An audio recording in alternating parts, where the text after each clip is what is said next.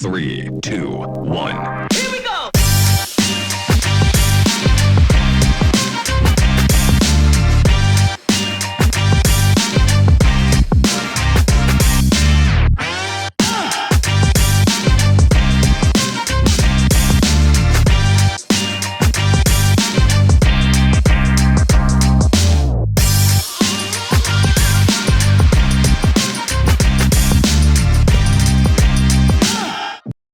Welcome back to the Weekly, brought to you by Nutrien. We are in sunny Beverly in a particularly important day. We've got some very special guests here. We've got Lisa and Michael and Blake.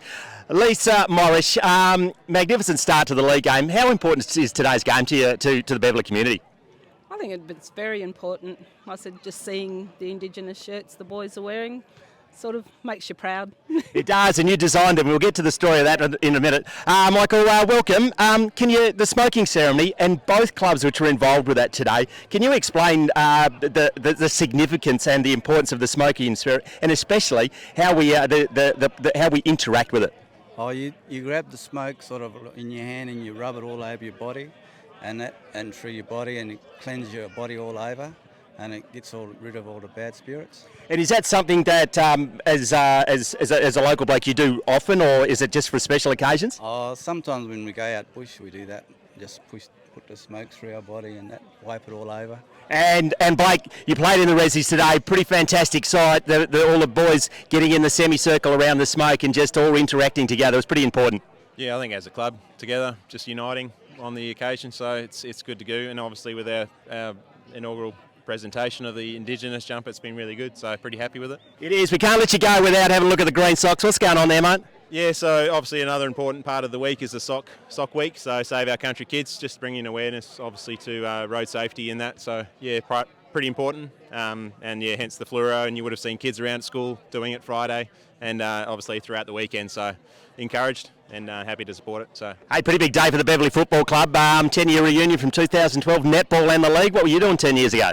I wasn't quite back here yet, but yeah, definitely know a few familiar faces back here, which is always good to see. And yeah, it's a big day for us, obviously, with remembering the 2012 side. So yeah. Hey, back to the jumper, Lisa. It's a magnificent jumper. Blake's wearing it. Can you explain the story behind it? Yep.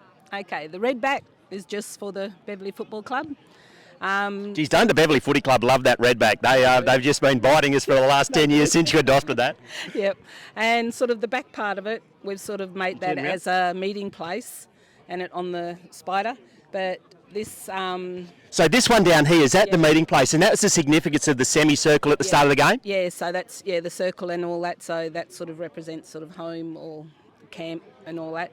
But the little, like the horseshoes that's there, are just around this sort of circle in it. That represents the people sitting around it, so like a meeting place. But with the circles, sort of just represents towns that's like surrounding Wheatbelt town that sort of come around and they play and all that.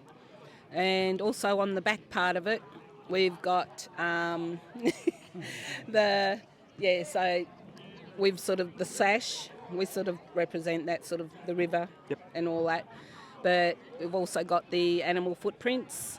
So you've got the yonga, which is down there, which is the kangaroo. Then you've got your kumul, which is the possum sort of there. And you've got, what else there? Where is it? The carder, I think, on the other side there. This one? Yeah, just a bit there, and the emu. Yeah. It's a fantastic story, and it's something that we missed. But the redback in the meeting place, and it was a magnificent spectacle at the start of the game. And congratulations! And it's not only you; you had a bit of help with designing this one, did you? Yes, yeah, with Kyle Ugle.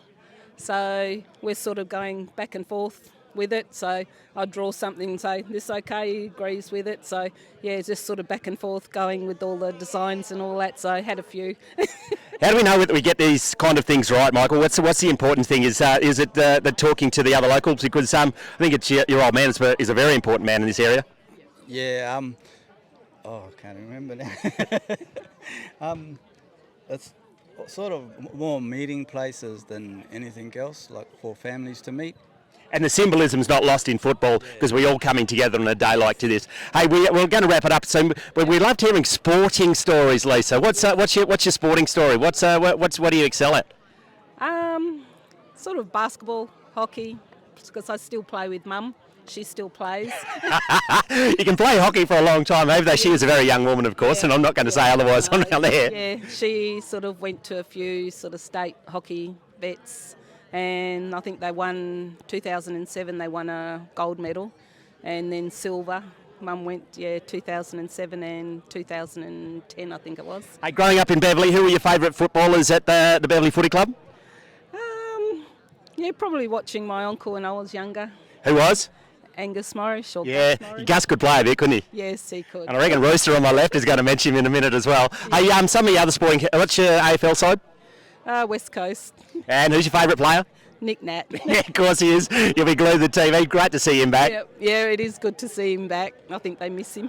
and you admit to being a West Coast supporter after this year as well, so you died in the wall. Yes. And Rooster, who were the big boys? So what's your sporting story, mate, when you were playing juniors? Who was your first coach? Oh, Geez, that one, I didn't give you a warning of that one, did I? what's her name? Barry Young. Barry Young. We love Barry Young. He had a couple of good boys. He had boys who could play a little bit too, didn't he? And now you'll be catching up with them in a few weeks' time with your 30-year reunion. You playing that game, did you? Nah, I didn't play that week. Hey, when you were a young fella, who were your sporting heroes in the Beverly Footy Club? My two uncles, Randy Little and Gus. Yeah, big Gus. He could kick him from anywhere.